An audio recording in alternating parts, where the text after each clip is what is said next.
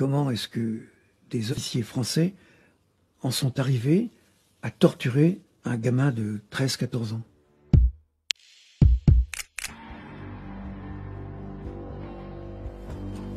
La guerre d'Algérie a commencé le 1er novembre 1954, comme toutes les révoltes, par des attentats et des escarmouches.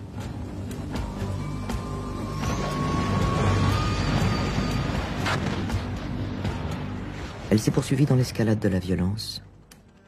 Elle se termine dans l'amertume et le silence. 30 000 morts du côté français. 450 000 combattants et civils algériens tués.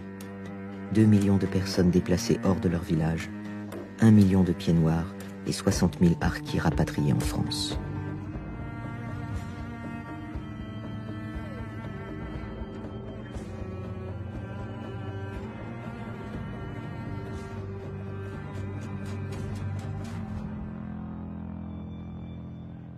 C'est cette guerre effrayante dans laquelle l'ennemi est partout et nulle part.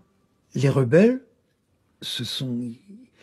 ils se fondent dans les villages à certaines époques, ils se fondent dans les grottes, dans les forêts. On n'a pas, comme en 14, en face de nous, des ennemis à découvert. C'est leur astuce et leur force. Face à des rebelles mobiles qui se fondent dans la population, l'arme suprême a toujours été celle du renseignement. Boutout, ce petit berger, il garde ses vaches. Tout d'un coup, il voit surgir de la forêt des soldats en armes, en casque. Il prend peur, il s'enfuit, on lui court après, on le rattrape, on l'arrête et on l'accuse d'avoir voulu prévenir des félagas. On le ramène au camp et on veut le faire parler. La nuit, je suis sous la guitoune, prêt à m'endormir, j'entends des hurlements épouvantables. Je crois que ce sont des chacals qui ont envahi le camp. Et le lendemain, j'apprends que c'est en fait le gosse qu'on avait ramené qui a été passé à la magnéto. J'ai pris la photo de ce gamin. Je me suis dit, ça c'est pas possible, il faut que je montre ça en France. Sur Alger, je trouve ça légitime. Moi, un gars qu'on attrape, on sait qu'il a posé une bombe, qui va tuer des civils, et il ne veut pas dire où.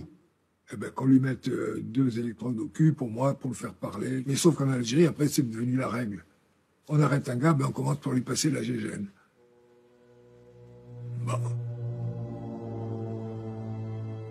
Les plus hauts gradés ferment les yeux sur des méthodes déjà éprouvées en Indochine. La guerre du renseignement se gagne par tous les moyens. Oh, ça a été pour moi dramatique. C'était un bon copain, Jean. Il était bien normal, si je peux employer ce mot. Puis je l'ai vu évoluer très vite.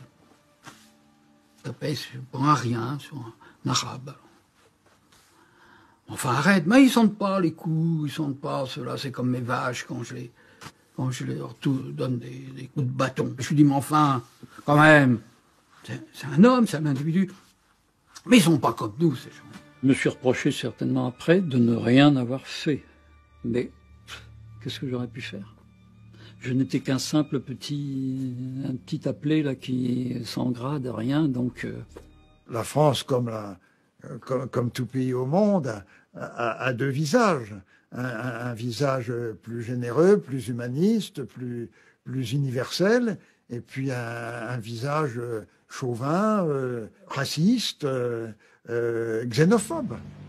Je me suis dit, il faut absolument que je retrouve ce Boutout-là. Et j'ai fini par le retrouver, donc en 2013, à Constantine.